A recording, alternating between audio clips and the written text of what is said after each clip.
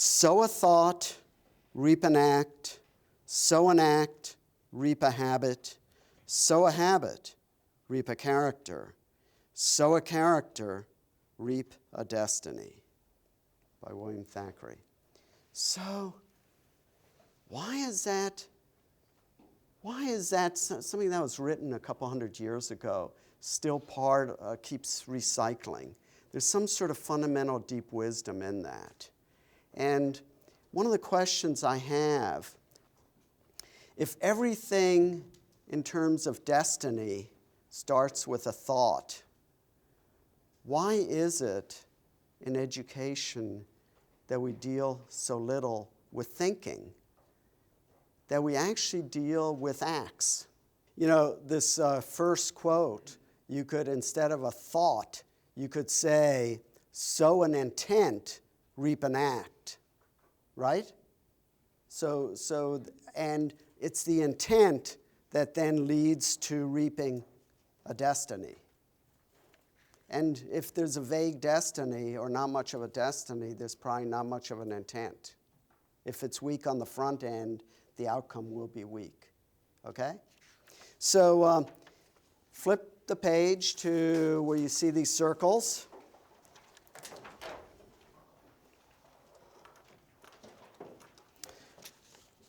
So this, in a very simple format, is a way to look at a traditional school culture, which tends to be hierarchical.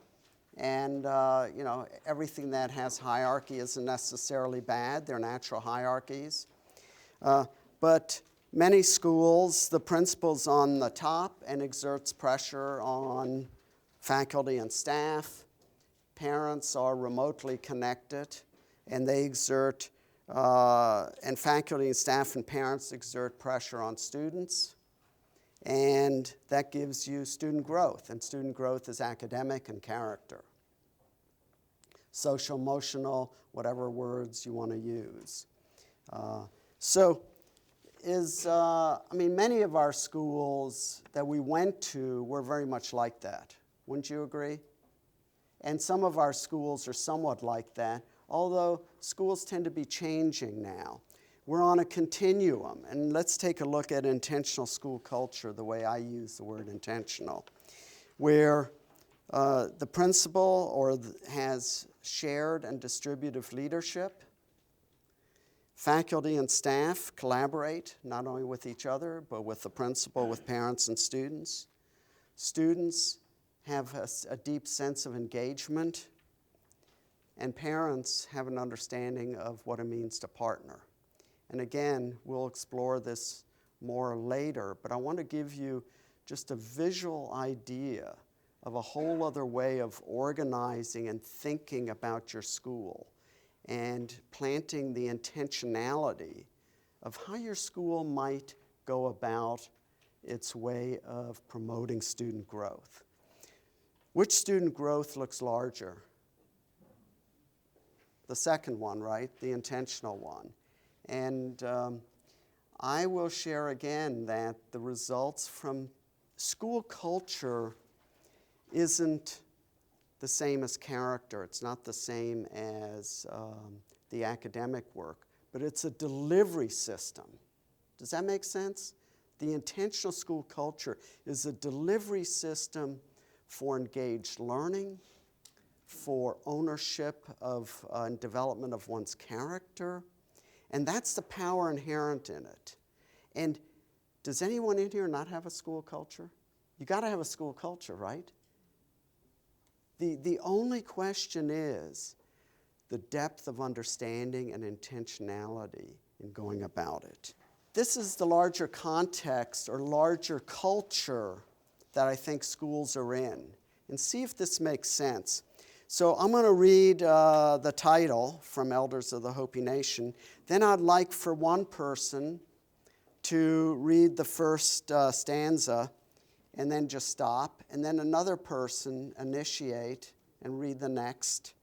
And think about how I'm doing things, because part of what I'm trying to transmit is the how of going about things, okay? Everyone understand So we'll have 4 different people who will spontaneously volunteer. Okay? From the elders of the Hopi Nation.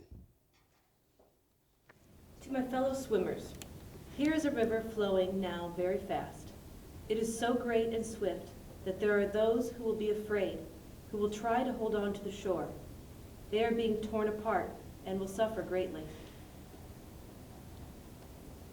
Know that the river has its destination. The elders say you must let go of the shore. Push off into the middle of the river and keep your heads above the water. And I say, see who is there with you and celebrate. At this time in history, we are to take nothing personally, least of all ourselves. For the moment we do, our spiritual growth and journey have come to a halt. The time of the lone wolf is over. Gather yourselves. Banish the word struggle from your attitude and vocabulary. All that we do now must be done in a sacred manner and in celebration, for we are the ones who we have been waiting for. Okay. Thank you. Thank you for the volunteers, and thank you for everyone who listened and also who was ready to volunteer. So let's unpackage this for a moment. To my fellow educators instead of swimmers, would you say that things are flowing very fast now in education? Yes. It's so great and swift that there are those who will be afraid. Is there fear in schools? Yeah. Around jobs, around change, around so much. Can I do this? Do I have the energy, the resiliency, the perseverance? Yes? So it is so great and swift that there are those who will be afraid, who will try to hold on to the shore. They're being torn apart and will suffer greatly. Do you know of people who are kind of holding on to the past? Are they suffering? Yeah. I mean, think about it. I know in my school where, it was my current school, there's enormous suffering. And some of it is because people have taught in the same way for so long, and they're afraid to change, and they're terrified. And yet, they know if they don't change, what's going to happen to them. In Colorado, Senate Bill 191, if you don't have an offer by a school in 2 hiring cycles, you lose your tenure. Enormous fear. So this is the larger context, the larger kind of educational culture, which we need to understand. Know that the river has its destination. Here we go again, destination, purpose. What's the point? What's the intent? Know that the river has its destination. The elders say we must let go of the shore. I mean, again, think about education in 1912 and think about education in 2012. There are a lot of similarities, aren't there? Desks, classroom, setup, right? I mean, there actually are. Things are beginning to change, but it's amazing. Think about 1912 and think about every other part of our life. Every other part's changed enormously. I mean, enormous, unrecognizable in a lot of ways. But education, schools, classroom, all that, very, very similar in some ways still. The elders say we must let go of the shore. The shore is what? It's the known, right? It's the familiar. It's solid ground. It's the unchanging. Push off into the middle of the river. Oh, you as a school leader, have you pushed off into the middle of the river? And keep our heads above the water. And I say, see who is there with you and celebrate. Why is it important to share this journey into the unknown? I mean, isn't that part of why you're here today? In a way, you are. That's what you're sharing. you're going against the current, which is if it's not tested, it doesn't count. Character isn't especially tested by the state, is it? Right? So in a way, it doesn't count. So, you are pushing off. You have pushed off. At this time in history, we're to take nothing personally, least of all ourselves. For the moment we do, our spiritual growth, educational growth, our journey comes to a halt. Do you believe that? Yeah?